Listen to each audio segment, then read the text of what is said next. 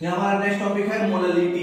Molality और molality में थोड़ा सा डिफरेंस है। मोलैलिटी को हम लोग डिनोट करते थे कैपिटल एम से, मोलैलिटी को डिनोट करते हैं हम लोग स्मॉल एम से।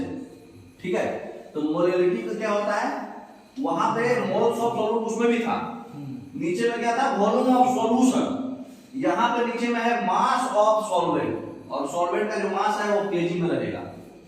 ठीक है, तो ये फॉर्मूला खाली याद रखना है, नीचे में वॉल्यूम ऑफ सॉल्यूशन के बदले मास ऑफ सॉल्वेंट है बस, है ना। नेक्स्ट तो बताइए 40% मास ऑफ सॉल्यूशन दिया हुआ है क्वेश्चन में, तो यूरिया सॉल्यूशन का मोलैलिटी क्या होगा? मोलैलिटी 40%। 40% है तो 0.4 है, डायरेक्ट वही दे दिया ना, मास बाय सॉल्यूशन ही दिया है ना, तो ये 0.4 हो जाएगा ए ऑप्शन। अच्छा मोल नहीं दिए ना, हम मोल नहीं दिए, 1.5 उतना होगा। तो इसमें क्या है 40%, ये molality of 40% bye mass of solution, urea solution है, यूरिया का मोल हमको निकालना पड़ेगा, ये तो सॉल्यूशन का मास है, सॉल्वेंट का मास चाहिए ना।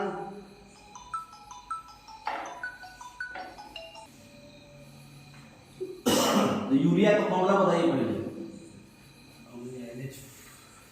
अच्छा एक काम करते हैं, ये क्वेश्चन मतलब आपको होमवर्क में डालते हैं, ठीक है, ये क्वेश्चन आपका होमवर्क रहेगा, आप घर पे भी कुछ बनाओगे ना, ये क्वेश्चन आप फोटो ले लो चाहे जो भी है, ये क्वेश्चन आप होमवर्क है, आप घर पे बनाना, ठीक है। आंसर आपको पता है, सी आंसर है। दूसरा क्वेश्चन है mass of the solution of 1 molar glucose solution to get 0.2 mole glucose. देखिए मोल दे दिया, ठीक है, मास पूछ रहा है, मोलैलिटी भी दे दिया, मोलैलिटी कितना है 1, तो मोलैलिटी इक्वल टू अभी फॉर्मूला क्या पढ़ा है, mass of solute, moles of solute divided by mass of solvent. Solvent का मास हमको निकल जाएगा, देखिए इसमें फॉर्मूला अभी हम लोग क्या पढ़े, molality equal to number of moles divided by mass of solvent, है ना। तो नंबर ऑफ मोल्स कितना है हमारे पास 0.2, मास ऑफ सॉल्वेंट हम m मान लेते हैं, ठीक है।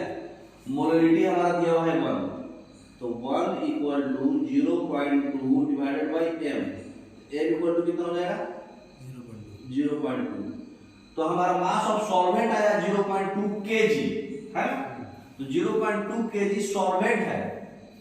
अब हमको क्या चाहिए, सॉल्यूशन का मास पूछ रहा है क्वेश्चन में, 200 ग्राम 0.2 kg बोलो तो कितना हुआ 200 ग्राम हुआ ना, तो 200 ग्राम हमारा क्या है सॉल्वेंट का मास आया है फॉर्मूला के अनुसार। तो अभी हमको चाहिए सॉल्यूशन का मास, तो सॉल्यूट का भी मास चाहिए, तो सॉल्यूट का मास कैसे निकलेगा, ग्लूकोज का बताइए फॉर्मूला, मोलिकुलर फॉर्मूला कितना होता है C6H12O6। हाँ C6H12O6, इसका मोलिकुलर फॉर्मूला से मास कितना आएगा हमारा बताइए, 12×72, ऐसे याद रखना है आपको, ऑलरेडी पहले भी बताया है, 72 12 84 और 96, 84 और 6 90 और 90, 180 आपको याद रखना है कि ग्लूकोज का 180 मोलिकुलर मास होता है, ठीक है। तो given mass by molar mass कैसे होगा, मास हमको पता है 180 होता है, तो x हमारा कितना हो जाएगा 0.2 into 180 कितना हो जाएगा 36 ग्राम हमारा ये आ गया, इसका मास है ये सॉल्यूट का।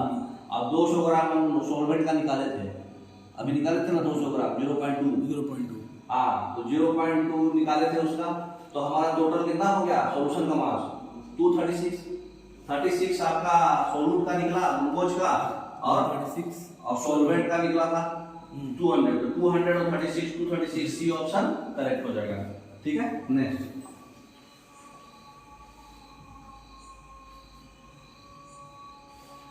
अब क्वेश्चन पूछ रहा है कि how many grams of solute is present in 500 grams of, इसके टाइप का जितना भी प्रॉब्लम्स है, कितना अलग प्रॉब्लम, सब एक एक क्वेश्चन डाला हुआ है ताकि आपको घर पे कितना भी प्रॉब्लम हो रहा हो बन जाए। How many grams of solute is present in 500 gram of aqueous 0.2 mole aqueous solution, glucose solution. अब देखिए इसमें किसका पूछ रहा है मास, सॉल्यूट का मास पूछ रहा है, हमको दे चुका है सॉल्यूशन का मास दे चुका है 500, है ना, 0.2 मोल ग्लूकोज सॉल्यूशन भी दे दिया है, ठीक है। तो आपको क्या दे दिया मोलैलिटी, मोलर मतलब क्या हुआ मोलैलिटी दिया m, स्मॉल m। तो देखिए फॉर्मूला हम अभी क्या पढ़े हैं,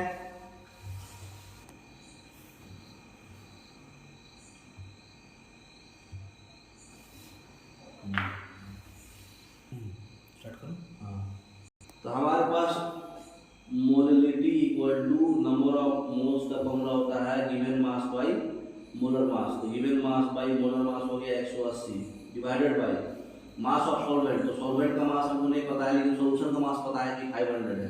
तो ये हो जाएगा 500 माइनस x। सॉल्यूट का मास उसमें से घटा देंगे सॉल्वेंट का मास आ जाएगा, है ना।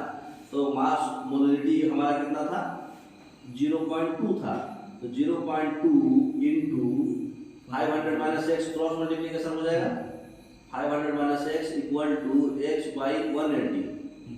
यही होगा ना। 500 माइनस x देखो ये हमारा 0.2 क्वेश्चन में दिया हुआ है मोलरिटी। तो ये मोलरिटी इक्वल टू होता है number of moles of solute. तो नंबर ऑफ मोल्स होता है given mass by molar mass. तो गिवन मास हमको मान चुके हैं x है। गिवन मास मोलर मास हमको पता है 180 होता है ग्लूकोज का। तो गिवन मास में मोलर मास ये सॉल्यूट का मोल्स हो गया नंबर ऑफ मोल्स। और ये टोटल सॉल्यूशन का मास था 500, उसमें से सॉल्यूट का मास घटा देंगे तो सॉल्वेंट का मास आ जाएगा।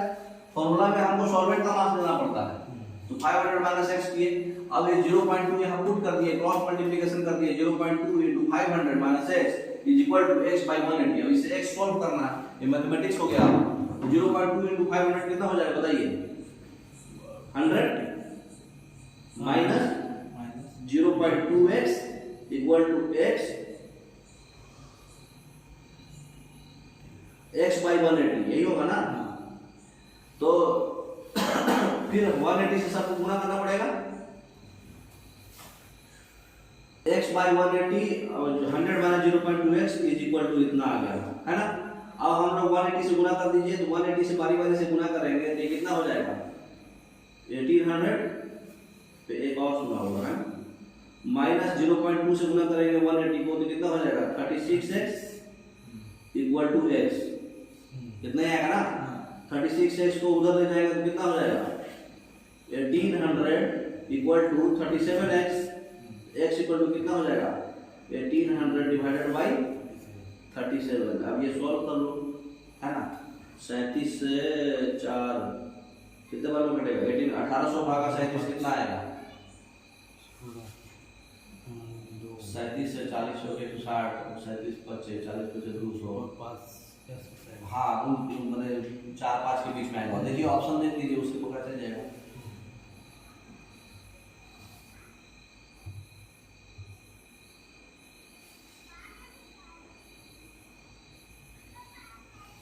आंसर देखिए सॉल्यूशन का मास हम लोग को पता है 500 ग्राम।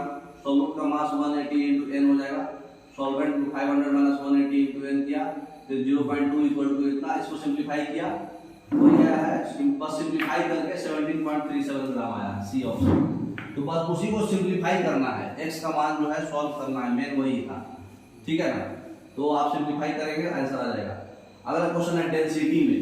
अब डेंसिटी पूछ रहा है 3 मोलर सॉल्यूशन है तो कैलकुलेट द मोलरिटी। अब देखिए इसमें बहुत कॉम्प्लेक्स दिया, क्या किया डेंसिटी दिया मोलरिटी दिया, आपसे मोलरिटी पूछ रहा है। एक बार क्वेश्चन देखिए और कितना है। यहाँ पर देखिए हमारा डेंसिटी दिया हुआ है 1.110 ग्राम पर मोल। हमको मोलरिटी निकालना है, ठीक है। मोलरिटी हमको दिया हुआ है, ठीक है। तो देखिए हमको मोलरिटी दिया हुआ है मतलब क्या हुआ, मोलरिटी का मतलब क्या होता है, फॉर्मूला क्या होता है नंबर ऑफ मोल्स बाय वो मास ऑफ सॉल्वेंट। मतलब 1000 ग्राम सॉल्वेंट में 3 मोल NaOH है, इसका मीनिंग हुआ, है ना।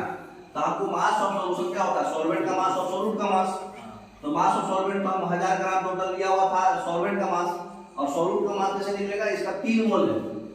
एक मोल में कितना होता है 23 16 23 16 23 16 39 40। एक मोल में 40 ग्राम, तो 3 मोल में कितना ग्राम 3 into 40 ग्राम 120 ग्राम इसका मास है, और 1000 ग्राम हमारा सॉल्वेंट का मास होता है। तो टोटल कितना 1120 ग्राम सॉल्यूशन का मास हो गया, ठीक। क्वेश्चन में दिया हुआ है डेंसिटी 1.110 ग्राम पर मोल, अरे पर मिलीलीटर।